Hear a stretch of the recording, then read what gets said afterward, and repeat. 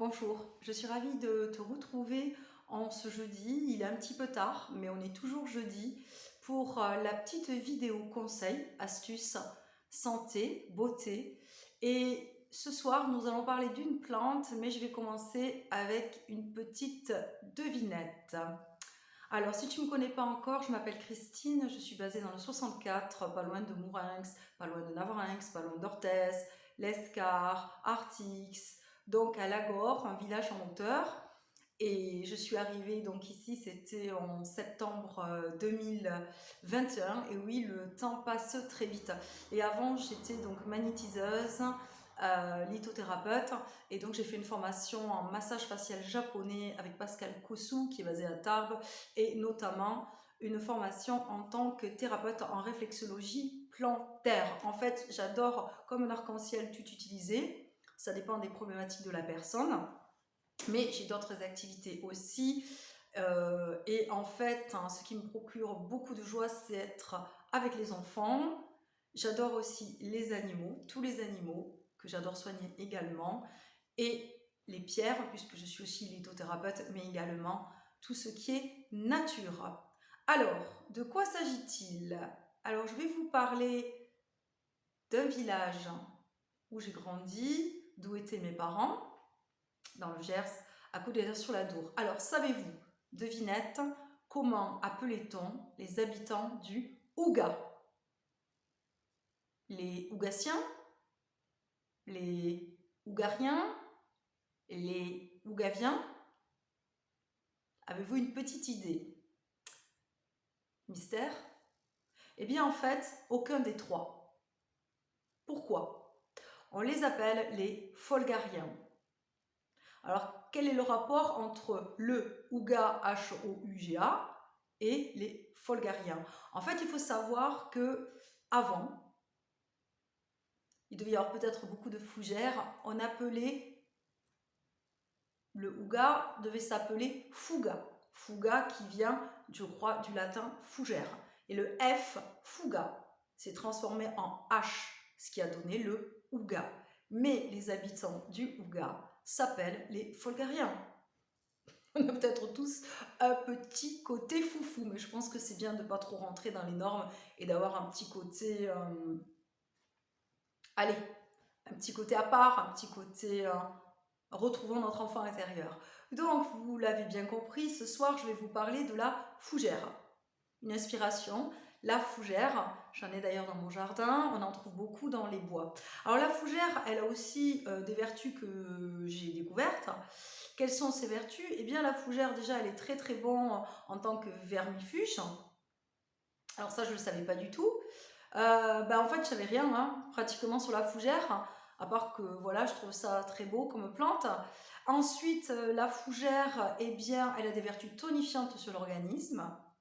Et la fougère a des vertus aussi calmantes. Alors, le terme exact, veuillez m'excuser, sédative. Elle calme, elle régularise l'activité nerveuse. Alors, je vous avais parlé du purin d'ortie.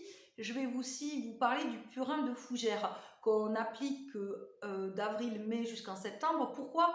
Parce que c'est très très bien pour tout ce qui est escargot, limaces, contre, bien on me dit, je vois les pucerons, les cicadelles, les insectes.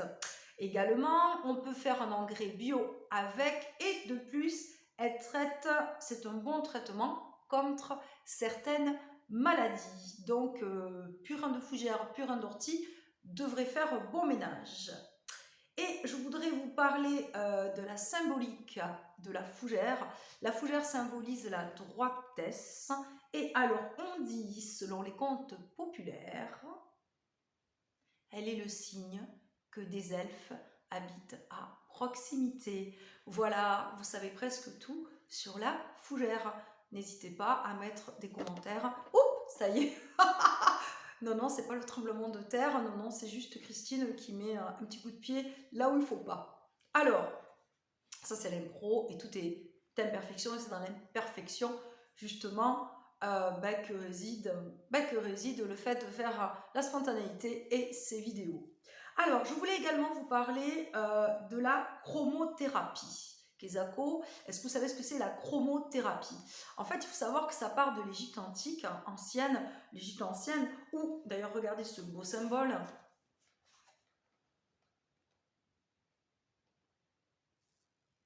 Voici. En fait, les Égyptiens, ils adoraient le soleil et ils partaient du principe que la lumière soignait.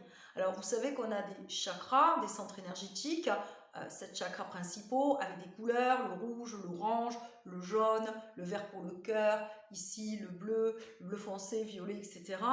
Donc, ces chakras, ces centres énergétiques, lorsqu'ils fonctionnent trop ou pas assez, sont déficients, il y a des problématiques au niveau des organes. Et donc, en fait, il y a plusieurs façons de soigner, de régulariser, de rééquilibrer un centre énergétique, soit par l'imposition des mains, en donnant de l'énergie. Ça peut être en portant une pierre, ou en posant 15 minutes les pierres. Après, n'oubliez pas bien sûr de les passer sous l'eau parce que ça va absorber un petit peu les ions, l'énergie négative. Mais on peut faire un combiné, mais on peut également travailler avec les sons puisque les chakras sont reliés au son, aux couleurs, mais également, donc comme je vous le disais, à l'énergie. Et donc, la chromothérapie consiste à soigner par les couleurs. Alors les Égyptiens, ils appréciaient beaucoup ça. Et où est-ce qu'on pratique encore la chromothérapie? Eh bien, c'est en Inde. Alors, je vais vous donner 2 techniques qui sont pratiquées. Donc, on me dit en Inde. Donc, vous allez le voir ici. Je vois qu'on le voit très bien. Donc, vous prenez un pot de miel. Ce pot de miel, vous allez le mettre au soleil et vous allez le recouvrir d'un foulard d'une soierie. Alors, si par exemple, vous avez une problématique avec le chakra ici, de la gorge ou le cœur, ici ce sera un foulard bleu en soierie, ici vert, ou le chakra sacré orange. Et donc en fait, le miel va s'imprégner de la couleur du foulard. Et donc il ne vous restera plus qu'à consommer une petite cuillère par jour. Comme j'ai oublié de vous le dire aussi, les aliments, certains aliments nourrissent, équilibrent nos centres énergétiques. Voilà. Alors, ensuite, une autre technique là qui consiste à prendre un pichet en verre avec de l'eau de source. Pareil, on va mettre quelques heures ce pichet au soleil. On va le recouvrir bien d'une soierie. Alors, par exemple, vous voulez équilibrer le plexus solaire ici, là. Et bien là, par contre, on va prendre un foulard jaune et le soleil. Ça va bien ensemble. Et après, on peut boire un petit peu. Alors, qu'est-ce qu'il disait?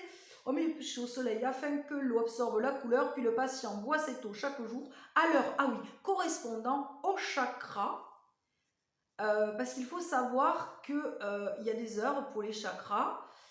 Et donc, par exemple, s'il s'agit du chakra sacré, il couvrira le pichet de soie orange et boira l'eau. Alors ça, c'est une technique entre 10 et 11 heures du matin. C'est le moment de la journée où l'énergie de ce chakra est optimale.